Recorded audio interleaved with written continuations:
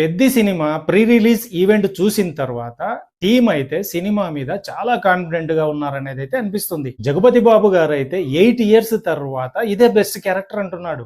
ఈ సినిమా ఇండస్ట్రీకి, డిస్ట్రిబ్యూటర్స్ కు, ఎగ్జిబిటర్స్ కు పెద్ద దిక్కు అనేలా అయితే మాట్లాడుతున్నారు. డైరెక్టర్ గారు అయితే ఇది కమర్షియల్ సినిమాలా ఉన్న ఎమోషనల్ డ్రామా అని అంటున్నారు. పెద్ది మీకు నచ్చుతాడు, ఆడుతాడు, పాడుతాడు, నవ్విస్తాడు, ఏడిపిస్తాడు, ఫైనల్ గా మీ ఇంటికి కూడా వస్తాడు అని చెప్తున్నారు. ఇంకో ప్రొడ్యూసర్ అయితే ఈ సినిమా చూసిన తర్వాత అవార్డ్స్ కమిటీ వాళ్ళు ఒక్కొక్క క్యారెక్టర్ కు ఒకటి కాదు రెండు అవార్డ్స్ ఇస్తారు అంటున్నారు. ఫైనల్ గా రామ్ చరణ్ గారు కొన్ని కథలు విన్నప్పుడు నచ్చుతాయి, కొన్ని కథలు చేయాలనిపిస్తుంది, కొన్ని కథలు ఇక్కడ హత్తుకుంటాయి, అలాంటి కథే ఇది అని అంటున్నారు. అంతేకాదు డైరెక్టర్ గారి గురించి ఇంకో మాట కూడా అన్నారు. ఈ సినిమా రిలీజ్ అయిన తర్వాత బుచ్చిబాబు గారు టాలీవుడ్ లో కాదు, కోలీవుడ్ లో కాదు, ఏకంగా ఇండియాలోనే టాప్ 5 డైరెక్టర్స్ లో 3rd పొజిషన్ లోనో 4th పొజిషన్ లోనో ఉంటారు అని చెప్తున్నారు. ఇది మామూలు స్టేట్మెంట్ కాదు, అల్టిమేట్ స్టేట్మెంట్. ఈ ఫంక్షన్ లో వీళ్ళందరూ మాట్లాడిన మాటలు విన్న తర్వాత నాకు ఒక డౌట్ అయితే వచ్చింది. ఈ సినిమాను కొందరేమో కమర్షియల్ సినిమా అంటున్నారు, కొందరేమో అవార్డ్స్ వస్తాయి అంటున్నారు. ఇది ఇంతకు